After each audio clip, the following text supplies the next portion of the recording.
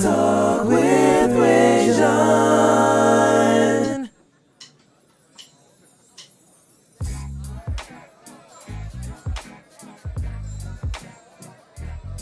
Hello world and welcome back to Real Talk with Rajon, where nothing's off limits. You could have been anywhere in the world, but you are here with me, and I appreciate that. As you guys know, here on Real Talk, one of the goals is to shine a light on the great things that are happening right here in the Lowcountry. We have all the talk about what's going on throughout the world. We talk about Vegas. We talk about Cleveland, Ohio. We talk about what's going on in LA with LeBron and Kawhi and Anthony Davis. Well, I'm telling you, right here in Charleston, we have people doing great things who are making great strides to make the community a better place. And tonight is no different. I have my good friend, Mr. James Martin. Let's shake your hand again. Yes, sir. I shake hands a lot in my show. Let's make it happen.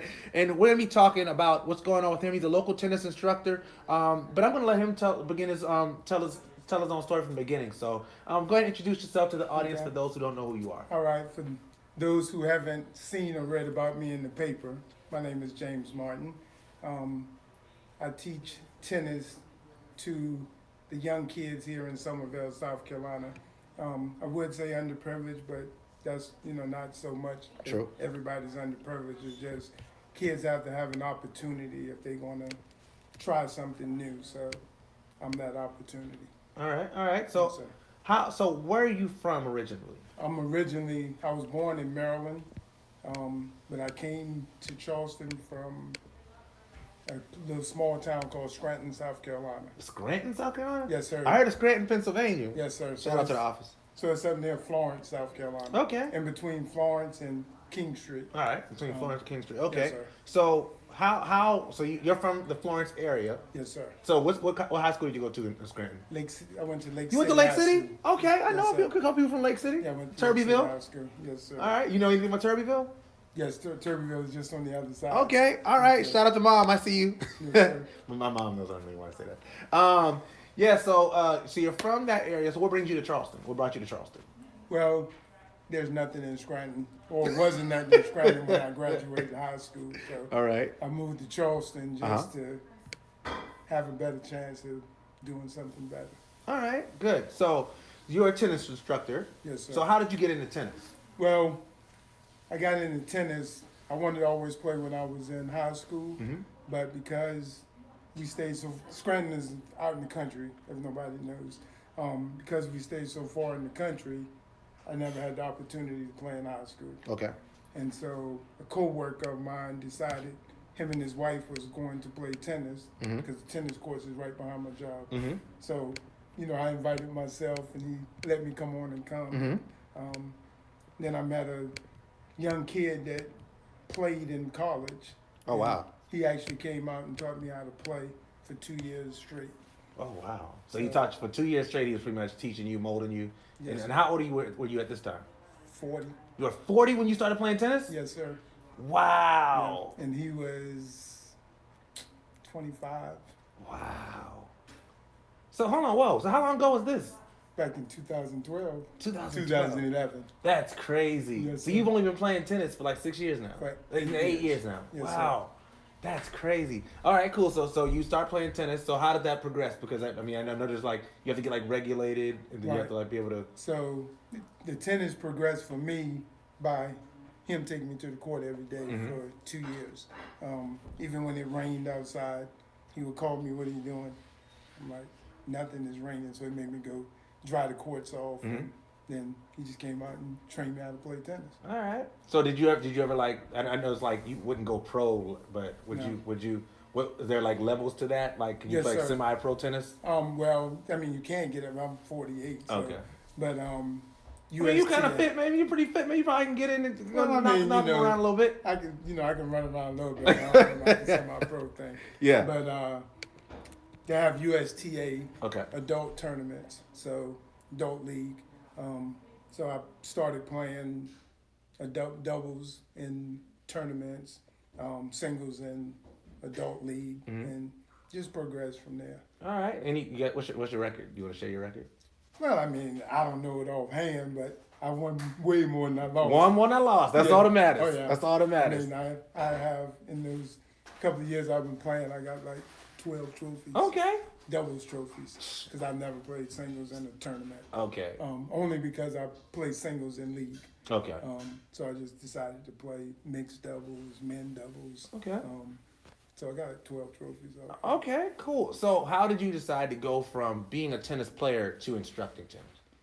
So when I used to be at the court playing, which is Doty Park, which is in town of Somerville, I used to see a bunch of young black kids standing around the tennis court, and they would be bagging to play, and people would just look at them like they don't see them standing there. So I decided that I was going to start teaching kids how to play tennis. Friend of mine, his mother owns the St. George Tennis Center. Okay. So he told me about the USTA training. We both signed up, went and got trained, got certified, and been teaching since then. Wow. So how long you been a certified instructor? Since 2015. Since 2015. Because you have to be a 4.0, they just made me an assistant. Okay. But because it's not about me making money, I just never pushed Right. to And so get any higher. So your goal of teaching tennis was never to make money off of the tennis. It was just to be able to engage the kids who wanted that extra support. Well, my main goal was to give an opportunity to black kids. Okay. All right. So that was my 100%. All right. Cool. Hey, if that's what the mission is, say that's the mission. That's the I love it. All right. 100%. I love it. So, Yes, sir. so let's talk about the situation that came about as much as we can. Of course, we know there are limitations. There's just before we even get started, there are certain legal ramifications that he can't talk about certain things. So we're going to talk about the situation as much as we can, Yes, sir. and that's as far as we're going to go with that. Okay? So if we get to that realm, just say, "Hey, I got you." Yes, sir. All right. So let's just get into it. Like what happened at the park in Doty that caused the issues? What happened is the courts are always empty. I mean, anybody that drive by, they'll see that the courts are never occupied. So we just started going out there when the courts were empty because there's USTA League that plays, there's 6 courts. We start our program in April, which is called Tennis Development from the Heart. So in April, we start the program because from April to September, USTA only used 3 courts. So we started going out practicing. I started off going on Tuesdays and Thursdays because at that time there were no league on Tuesday and Thursdays. So got about 25 kids out originally. 23 of them came back after the first day. So we just kept on going, and then I had kids that just wasn't picking up the game. And the only way to keep the kids interested is they got to be making progress. So we just started going out on different other nights when the courts were free, and I guess it was just too much black on the tennis courts. Oh, wow. And so they just started coming out saying, y'all can't be here. You are not authorized to teach tennis in a public park that is free, not making no money. So let's go back. So when you originally started taking the kids out there, were there any signs out that said, if you're not the city's tennis instructor, you can't teach tennis out here? Okay, so there's always a sign on every tennis court that says private instructions is prohibited. Okay, so for those who don't understand what that means is they put those signs on every public facility to keep paid instructors from going out there using the courts and making money. So yeah, those signs are there. So those signs are there for private instructors who are getting paid. Right. But there was nothing that said you can't use the parks to hit the ball with kids. No. Like if I went out with my family right now and wanted to hit the balls on the court, like that, there's no law that says I can't hit the balls on the tennis court. No, with my family. it's a public park. Because it's a public park, right? Yes, sir. Okay. All right. So with that being said, who were the entities that began telling you you can't use this park? Was it like the town of Somerville or? Okay, so before we go there, let's go back a little bit. Okay. So originally, once I first started teaching tennis, I went and worked at St. George, which is 45 minutes, 30. For people that don't understand, it's right up the street from Somerville. Yeah. So right up the street, like 35 minutes. Yeah, well, I'm from the country, Yeah, so that's right yeah, up the street, yeah, country yeah. mile. So when I started teaching up there, Woodland High School girls had never, did that well in their high school tennis. So that year, I coached them at the center, helped out their coach, Miss Gladys, at the high school. Okay. And between the two of us, we led them to their first region championship. Oh, wow. And they made their first ever playoffs at Woodland High School for the girls. Okay. The boys had always made it, because they were just more athletic than their competition. Uh-huh. So I was approached by one of the councilmen, Okay. and he asked me would I run up a program, and I was like, sure. Okay. To teach, tennis to the kids in the neighborhood. And the only instructions I was given is use the courts when they're free. Right. So you are invited out by a council member. Yes, sir. Of the town of Somerville. Of that district. Of the county. So it was a county district. The town of Somerville. The town of Somerville. Right. District. Yes. For that is over that area, Over which that is area. the Brownsville area. Yeah, over the Brownsville Okay, area. all right. So I'm just putting, Yes, sir. not, I know what we're trying to do, so I'm trying to do it. Right. All right. They invited you to come out, give instruction based on your track record working with children. You said, I'm willing to do this Yes, sir. for free. Yes, sir. For free. Okay. So when did the problem start? After the first day. So after the first day, because if people don't know, in South Carolina, black kids don't play tennis.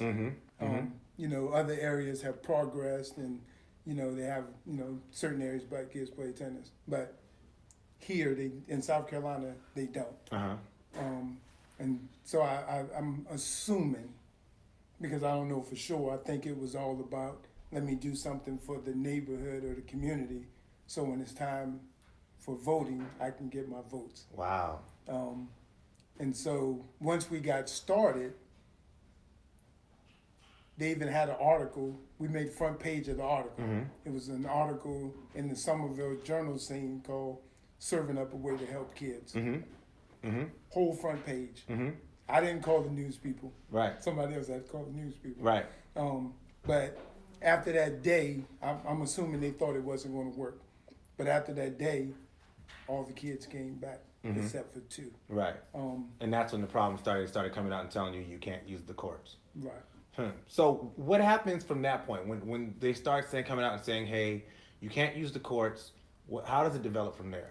So we started the program in 2016. So they banned me out of the park in July of 2018. Okay. So in 2016, they started doing small things like we'd be on the court, people from other areas that don't even play league at Doty Park would just show up and say, get off the court, we got these courts reserved.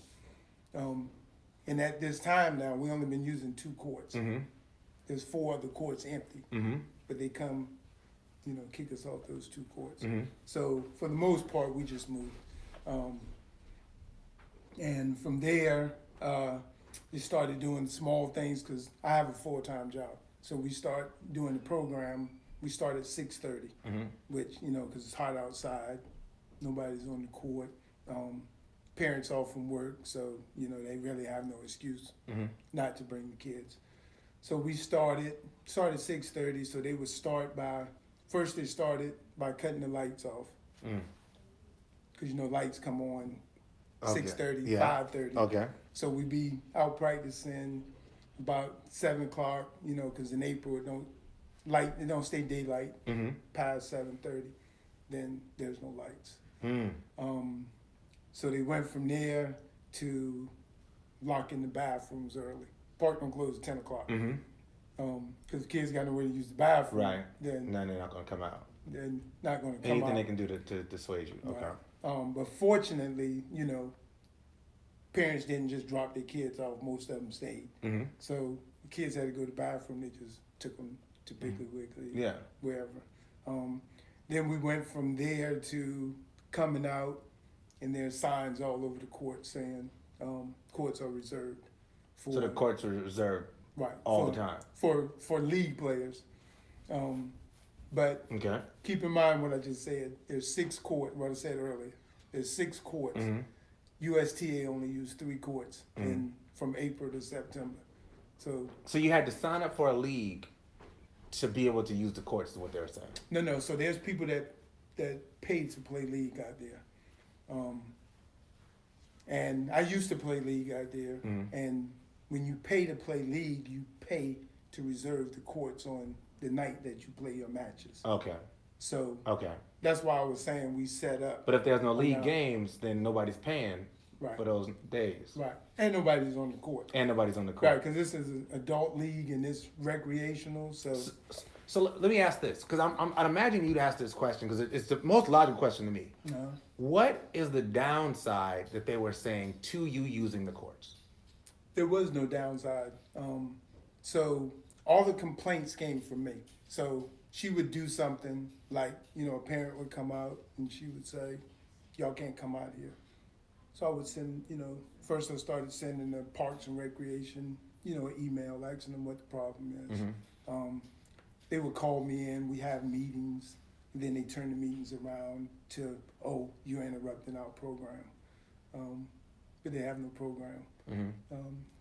So she would be training maybe 10 kids.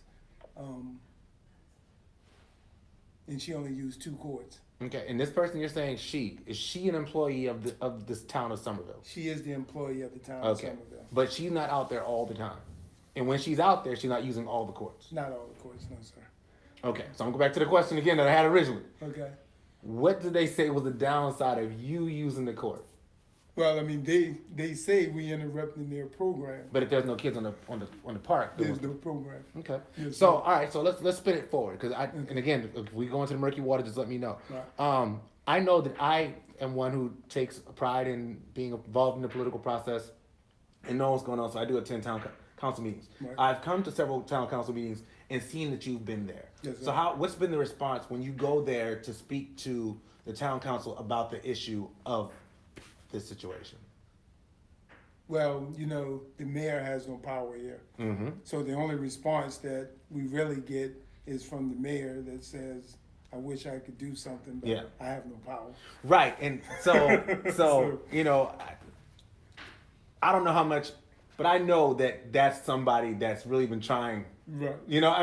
For what it's worth. For what it's worth. Yes, sir. Like that's somebody that I know, like has called me personally, like, Right. hey, we got to do something to help this guy, and they're like, I don't know what we can do, but like you said, there's an issue politically. Yes, but sir. I wanted to make sure I encapsulated that as well in the conversation. Okay. All right, because Yes, I know sir. you can't say certain things. Right. But pretty much the decision. Who did they say that this decision falls underneath?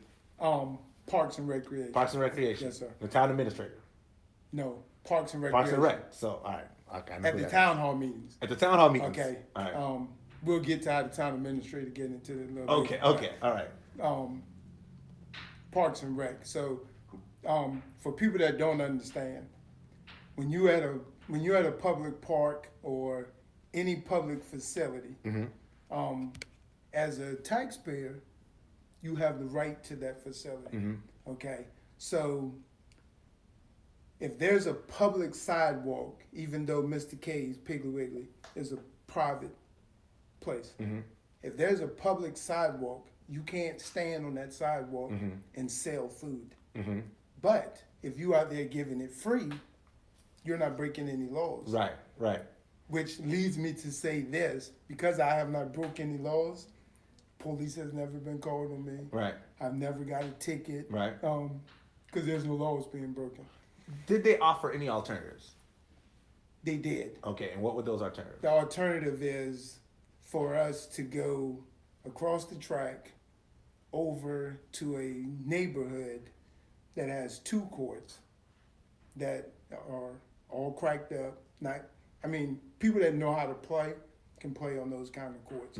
But you can't take a kid who doesn't know. that doesn't know how to play on those kind of courts. Now, forgive me, Right. because for me, when I hear somebody say, you should take these young black kids over to this less suitable court to play tennis. That reminds me of some stuff that is completely troublesome from our past. I'm not going to say what it reminds me of. But anybody who knows anything about the history of our nation knows what I'm talking about. And that's troublesome. So that's why I think my question, and I guess, I don't want to stay here too long, but I wish that someone could provide a response as to why you using the courts for the situation that you're using it for in an effort to help these kids who don't get tennis lessons.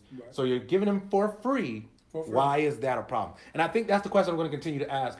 And I'm probably going to continue to ask that to other people as well. Because I think that's what needs to happen. All right, but I'm moving forward. So what are your steps now that you're in? I know you can't go into it, but what are you pursuing now to rectify the situation? Well, so basically, I have not been teaching the group that I have been teaching. But I still have kids that play high school tennis, because there's different levels of tennis. For people that don't know, the USTA pretty much controls tennis. The USTA stands for the United States Tennis Association. So you have JTT is where you have, which is the bottom level of tennis. You have volunteers that just come out, teach kids tennis.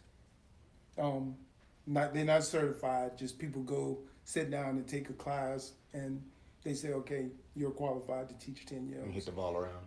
Well, most of them can't even hit the ball around, but they're out there teaching it. So I can do that. Yes. Yeah, you can do that. Okay, then you have middle school tennis, which comes from those kids that play JTT. Okay. So then you step in from there to high school tennis.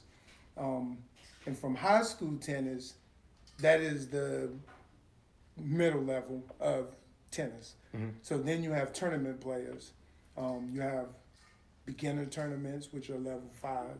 Then level 4 is people that have started. Got level 3, kids that have advanced a little bit. Level 2, kids that advance more. Level 1, kids that's ready for college or perhaps trying out for the pros. Okay. All right. So I do have high school kids. And I want to say, before we started this program, I think between Somerville, Ashley Ridge, and Cane Bay, they may have had 7 kids total throughout all the years that were black that played on the tennis team. 2016, I had 8 kids. Wow. That started, that had never Just played in 2016, tennis. Yeah. Shout out to the Wetzels. To make the tennis team. At the 3 different schools. Cane Bay, my one kid in 2017 took over the number 1 spot on his team. Wow. So those are the different levels. I have a level 3 tournament kid. She is ranked 53 in South Carolina right now. All right. Throughout the Southerns, which covers South Carolina, North Carolina, Georgia, Alabama, she is ranked 372 out of almost 900 kids. Wow. Okay. So we continue practicing at different public parks. So I'm still keeping up with them. Just searching around, trying to put some legal action to, the situation. Because I'm a fighter and I'm not giving up. Right. And that's the thing is, like, I love the passion. I remember, tell a quick story. I remember a few years ago we started doing the back to school bash, and we had took my kids. We were out there, and my son comes over to me. He's like, Dad, I'm gonna play tennis. And I'm like, what? He's like, you never played tennis before? He's like, yeah, I'm gonna go play tennis. So he goes and he's running, and my daughter runs in there, and they're hitting the ball, and there's this dude in there. I'm like, who's this guy? And they're shooting tennis. It was you. Yes, sir. And like, you got my kids so excited about playing tennis. Like, you could not tell my son he was not going out there to play tennis. And then and then I think it was a year later, he went back out there with one of my nephews and his mom, and they said, that guy was out there again. I was like, that guy, man, he's all right. So that shows, like you said, you haven't asked for a dime. You haven't asked for anything other than to be able to use the facilities that Right. anybody should be able to use. The facilities that we all pay tax dollars for, the facilities that we all should have a say so in. Yes, sir. And if there's an issue that's a larger issue, rather it be a safety issue or whatever, if it's you need to get insurance, I'm pretty sure we could do a GoFundMe and get insurance. Like it's not that hard. Right. So I want you to keep. I don't want you to lose that passion, lose that fire. Right. You said you started playing. When you were 40. Right. And here you are, 48. Like teaching other teaching like that. Mentorship is my passion. Yes, sir. The youth are my passion. Kids of color are my passion. Like it's something that I love and I care about. And when you see somebody who is so passionate that they're willing to put themselves through these extremes, I've seen the pain in your face when you talked about this situation. Yes, sir. So I'm glad to see one that you're still in it and you're not giving up. I'm glad to see I actually know quite a few of the young people that you have taught. Peter Ho, who you play tennis with. Yes, sir. He actually we went to high school together and middle school and elementary school together. Okay. So there are people who stand behind you, who believe in you, Right. and I want this community to know. That if you want to support this gentleman, you can do so. How can they support you? Well, right now it's just moral support until we see where this situation is going. Mm-hmm. I have a pretty good job, so that's why nobody never seen me do GoFundMe's or I really didn't promote a whole lot. Mm-hmm. The kids just showed up. Like the day you were talking about your kids, along with your kids, there was probably 10, 15 other kids. Mm-hmm. They just invited themselves on the court. Right. And because that's what I'm there for, it was no big deal. Right. We just blended them in, and they actually was having a good time. Yeah. Like every kid that was out there, like really enjoyed it, like, hitting the ball and trying to hit it back to you. And like but again, one of the things with mentorship is making things tangible. Yes, sir. A lot of kids don't play tennis because they don't see people that look like them play tennis. How many girls started playing tennis because like Coco Gauff was just talking the other day about she watched Venus and Serena, so that made her want to play. Right. You probably grew up watching Arthur Ashe. I didn't watch tennis. You didn't watch tennis? Not growing up. It took me probably till 2015 to even hear about Arthur Ashe and Thea Gibson. Man, Katrina I watched some Adams. tennis now. I used to watch Andre Agassi and Pete We Sampras. stayed in the country, man. We had no cable. Y'all had TV. Well, they only play tennis on TV is when the majors are playing. You gotta watch tennis. Yeah. Man. Yeah, so I didn't watch tennis. Just mess with you. Yeah. But if people want to follow your story, if they want to send you a word of support, encouragement, how do they do it? Well, I'm on Facebook now. James Martin. James Martin. You on Instagram? Nah, I didn't really do social media prior to all this happening. Oh wow. Okay. Because I worked, in that business and just never.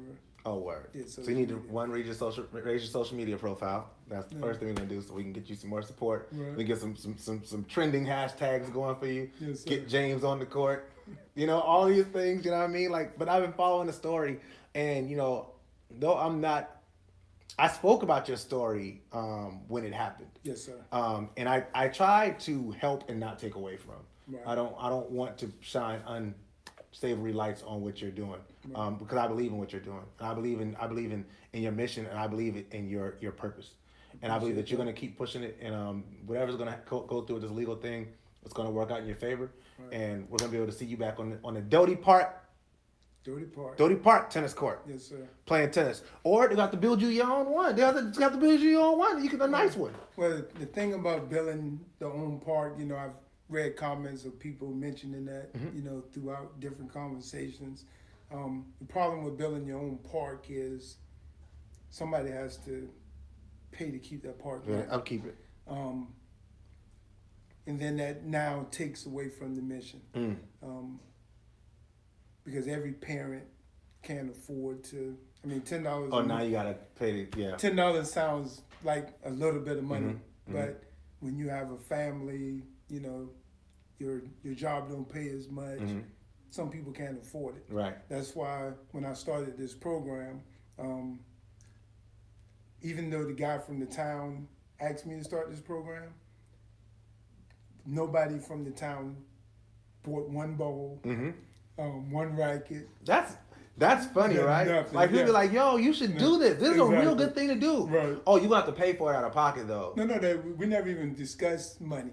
That's crazy. But when I was asked to do this program, Your heart was for it. I didn't even go out and get the kids. They set me up with a meeting at the church, and that's how those kids came out. Nah, we can't. Do that. Yeah, and, we don't want to bash nobody. So no, but- once you start back up, we're gonna Yeah, have to um, we're gonna have to get you. We have to find some grants or something, man. Yeah, well, it is what it is. No, man, it can't be what it is. No, that can't. We gonna Right. talk offline because Right. I can't have you out here like this. I can't. Not me being who I am. Right. All right. So we'll talk when we get off. We'll talk when we get off. There you go. But if you guys want to make sure you're following James, as you can see, this man is passionate about what he does. He cares. He cares about the kids. He wants to see them succeed. I'm gonna let you close us. Give you your final remarks before I close this out. Okay. Only one thing I just want to say is we know some of the same kids. Mm-hmm.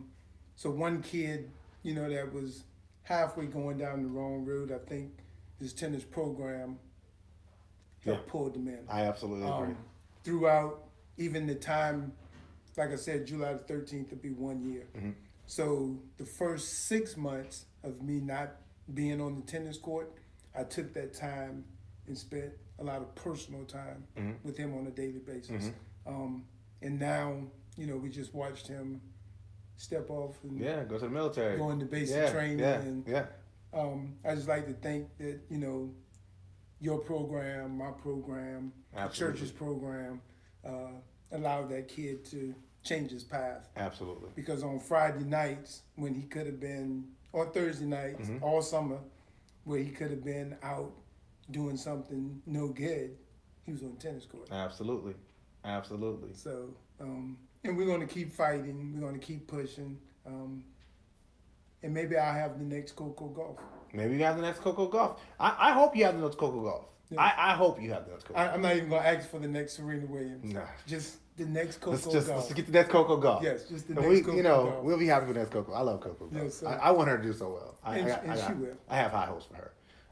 But yeah, man, I appreciate you Yes, coming sir. on. Thank you so for much. bringing me on. As I always tell people, once you come on Real Talk once, you are a friend of Real Talk, and all you got to do is send a text message and you on. Yes, It's sir. that easy. It's that easy. And as you guys know, I am Rajon Lewis. This has been Real Talk with Rajon. We do this every Wednesday from 7 to 8 p.m. Sorry, I got in a little bit late today, so we started at 7:30. Next week, my guest is going to be author and actor Dominique Henry, my dude. We are actually in stage play just in May together, and he's a phenomenal human being. He's an author. He has a book, The Invisible Me. I'm excited to talk to him about his story and share it with you guys. Please make sure you tune in, and always remember, follow me on Instagram at Real Talk Rajon, YouTube at Real Talk with Rajon, Twitter at Real Talk Rock. That's what I told you, the social media presence. Facebook at Real Talk with Rajon, and wherever else you can find me. My podcast is also available anywhere you can find podcasts. But always remember that no matter what, if a man doesn't stand for something, he's bound to fall for anything. Now that is Real Talk. I will see y'all next week. Peace.